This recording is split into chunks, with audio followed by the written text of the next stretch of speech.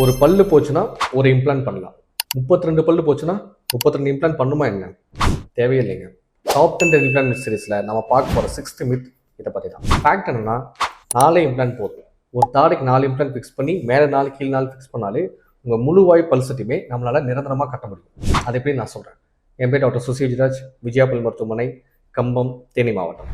ஒரு பல்லு போச்சுன்னா பல்லு கட்டுறதுக்கு பல மெத்தட் இருந்தாலும் அந்த பெஸ்ட் மெத்தட் இம்ப்ளான்ட் மெத்தட் தான். அதுக்கான விளக்கம் நான் ஒரு வீடியோவில் கொடுத்துருக்கேன். அந்த லிங்க் நான் கீழே விட்டுருக்கேன், செக் பண்ணி பார்த்துங்க. ஒரு முழுவாய் பல் செட்டு கட்டுறதுக்கு எப்படி நான் 4 இம்ப்ளான்ட் போதும்னு சொல்கிறேன்னா, இது நாங்கள் இம்ப்ளான்ட்ல ஆலன் ஃபார் கான்செப்ட் சொல்லுவாங்க.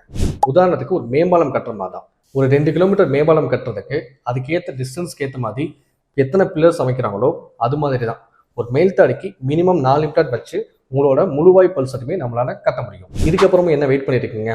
கழட்டி மாற பல் செட்டை கழட்டி போட்டு 4 இம்ப்ளான்ட் தான் உங்கள் முழுவாய் பல் செட்டையும் கட்டிட்டு நிம்மதியாக சாப்பிட்டு சந்தோஷமாக சரிங்க. நன்றி. மறந்துடாதீங்க, 4 இம்ப்ளான்ட் தான்.